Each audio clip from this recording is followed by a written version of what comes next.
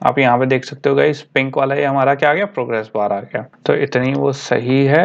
And इसकी क्या दे देंगे, लेआउट ग्रेविटी दे देंगे, क्या दे देंगे, सेंटर।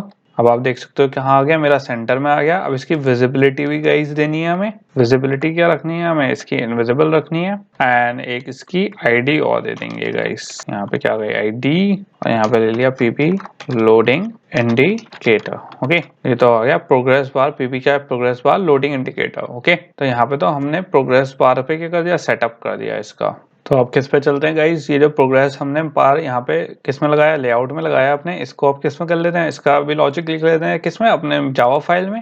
तो यहाँ पे भी सबसे पहले इसका एक वेरिएबल बना लेंगे प्राइवेट टाइप का, एंड स्पेस दे लेते हैं पहले प्राइवेट। एक किस टाइप का है, प्रोग्रेस बार टाइप का है। तो यहाँ पे क्या आ गया, हमारे प्रोग्रेस बार आ गई। और यहाँ पे क्या आ गया, हमारा लोडिंग इंडिकेटर नाम है इसका, तो सिंपल एम लोडिंग इंडिकेटर यहाँ पे नाम रख दिया हमने। यहाँ पे एन रह गया एंड यहाँ पे सेमीकोलन। अब इसके बाद गाइज ये तो क्या हो गया, हमने ग्लोबल वेरिएबल डिफाइन कर दिया। अब इसका रेफरेंस भी दे देते हैं यहाँ पे। एंड यहाँ पे क्या ले लिया हमने, एम लोडिंग इंडिकेटर। ओके, तो यहाँ पे क्या आ गया, हमारा लोडिंग इंडिकेटर आ गया, प्रोग्रेस बार टाइप का है, फाइंड व्यू बाय आईडी आ गई, and R dot I D dot PB loading indicator. Right, यहाँ पे आ गया हमारा लोडिंग इंडिकेटर का रेफरेंस। अब गाइज क्योंकि हमारा यहाँ पे जो हमारा लोडिंग इंडिकेटर था, यहाँ पे टेक्स्ट व्यू में अगर आप देखो तो हमने क्या कर दी थी, इसकी विजिबिलिटी इनविजिबल कर रखी थी। राइट, तो मुझे एग्जीक्यूट होने से पहले क्या चाहिए कि एग्जीक्यूट जब हमारा कौन सी एसिंग टास्क रन हो यहाँ पे,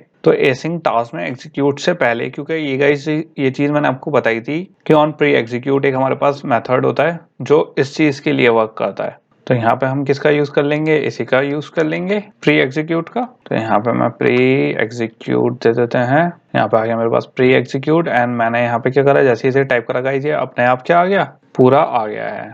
एंड सिंपल मैं यहाँ पे क्या चीज कर सकता हूँ गाइस, ये तो जैसे कॉल हो रहा है वैसे ही कॉल होता रहने देते हैं हम। सिंपल हमारा कौन सा है, हमारा एम लोडिंग इंडिकेटर था। मैं इसकी विजिबिलिटी किस पे सेट कर सकता हूँ, सेट विजिबिलिटी विजिबल। अब गाइज ये तो यहाँ पे जो प्री एग्जीक्यूट है, प्री एग्जीक्यूट का मतलब क्या हुआ कि हमारी लोडिंग शुरू होने से, मतलब रिजल्ट शुरू होने से पहले लोड होना शुरू हो रहा है। राइट, अब गाइज जो हमारे रिजल्ट आ जाएंगे तब हमें क्या करना है, इसे इनविजिबल भी करना है, वरना ये लोडिंग ही होता, मतलब शो होता रहेगा इंडिकेटर इवन जब हमारे रिजल्ट भी फैच हो जाएंगे। तो इसके लिए हमें कि ये वाला लॉजिक हमारा सही बैठे, बस प्री एग्जीक्यूट, एग्जीक्यूट होने से पहले।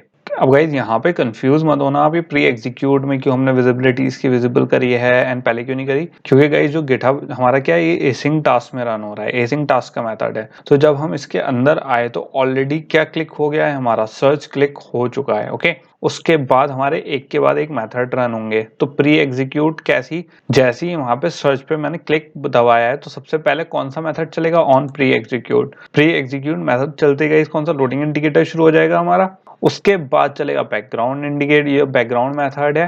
अब गाइज मुझे क्या चाहिए कि जैसी मेरी फंक्शनिंग खत्म हो, ये लोडिंग इंडिकेटर भी खत्म हो जाए। तो आप अगर देखो तो हमारा कहाँ खत्म हो रही है फंक्शनिंग, एसिंग टास्क की ऑन पोस्ट एग्जीक्यूट खत्म हो रही है।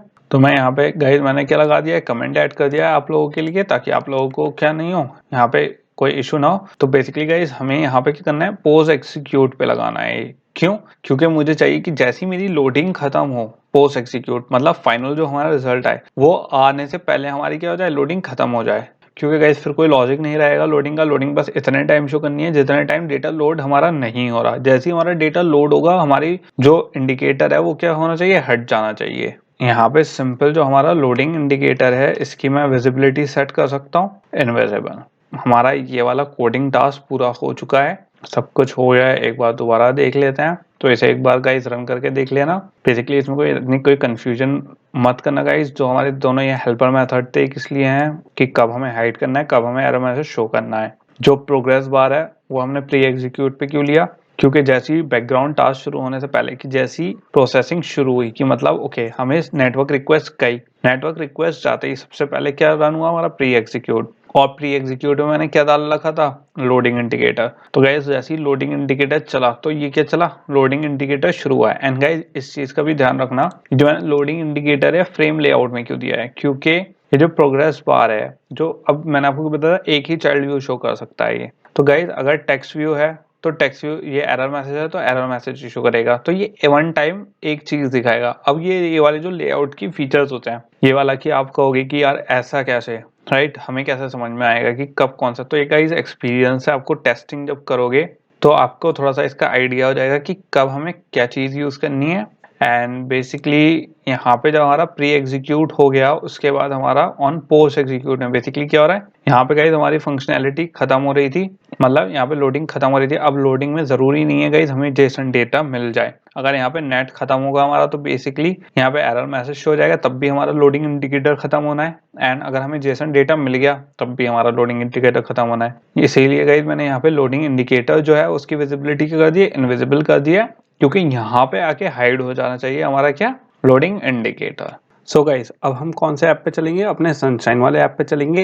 एंड क्योंकि अब हमने क्या सीख लिया कि कैसे, अब हमने मेथड देखे गाइस अपने कि कैसे HTTP response, build QRL and कैसे अपनी इम्प्लीमेंट करने थे। तो हमने अब ये देख लिया कि कैसे हमें डेटा फेच करना था, लेकिन अभी हमने क्या चीज़ नहीं देखी है कि कैसे हमें जेसन डेटा फेच करना है। क्योंकि हमने डेटा तो फेच कर लिया गाइस, अभी हमें उसे ये नहीं आया कि कैसे हमें उसे रीडेबल बनाना है। तो अब सनशाइन स्टार्ट करने से पहले थोड़ा सा कैसे देख लेते हैं, जेसन के बारे में देख लेते हैं कि बेसिकली डेटा आता कैसे है एंड कैसे फॉर्मेट होता है। अब गाइज हम यहाँ पे आपको सोचना चाहिए कि जो हमारा सनशाइन ऐप है कहीं ना कहीं से तो हम डेटा ले रहे होंगे, राइट, किसी ना किसी सर्वर पे से, जो वेदर ऐप है। तो गाइज वो वाला हम जो सर्वर पे से डेटा लेंगे अपने ऐप में, तो वो लेंगे ओपन वेदर मैप में। तो गाइज यहाँ पे API अवेलेबल है, हम सिंपल क्या इसकी API यूज करके क्या कर सकते हैं, डेटा फेच कर सकते हैं।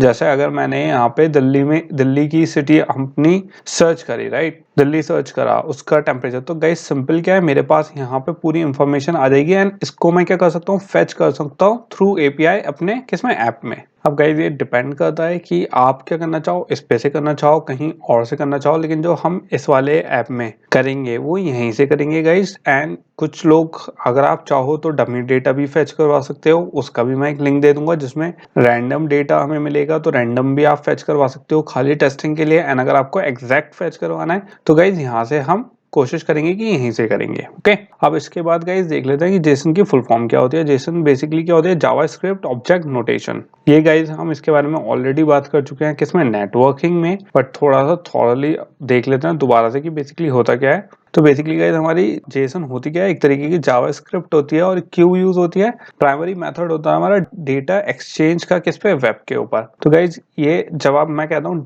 प्राइमरी मेथड है। तो गाइज जो क्यों अच्छे से करती है, क्योंकि जावा स्क्रिप्ट से अच्छे से क्या करती है, रिएक्ट करती है। एंड अच्छे से रिएक्ट क्यों करती है, मतलब कम्युनिकेट अच्छे से कर सकती है जेसन किससे, जावा स्क्रिप्ट से। क्यों, क्योंकि हमारी जो जेसन है वो आप एक तरीके से सोच लो जावा स्क्रिप्ट ही हैगी। तो इसलिए हमें क्या मिलती है इसमें, बेनिफिशियल गाइस बेनिफिट मिलता है क्या, डेटा ट्रांसफर वेब से, क्योंकि वेब का जो गाइस फॉर्मेट होता है वो किसमें होता है, जावा स्क्रिप्ट में होता है। तो इसके हमारे पास थोड़े से एडवांटेजेस भी होते हैं गाइस। जैसे अगर ये बेसिकली लैंग्वेजेस कौन सी होती हैं, फॉर्मेटल लैंग्वेजेस होती हैं guys. Formal languages in the sense कि जो हमें डेटा देने के काम आती हैं, जैसे XML हो गई, जेसन हो गई। तो एंड ये क्या होती हैं, छोटी होती हैं, कॉम्पैक्ट होती हैं। अब इसमें बेसिकली अगर जेसन की वो देखें तो बेसिकली क्या क्या है कि ह्यूमन रीडेबल है। अब वो गाइस हमें उस टाइम पे रीडेबल नहीं होती है जिस वक्त हमें मिलती है, बट हम उसे रीडेबल बना सकते हैं। कॉम्पैक्ट होती है, इजी टू राइट होती है, एंड क्या करता है गाइस, हमें एरे की डिक्लेरेशन में हेल्प करती है। जब मैं कह रहा हूँ यहाँ पे allows for the declaration of arrays, इसका क्या मतलब हुआ,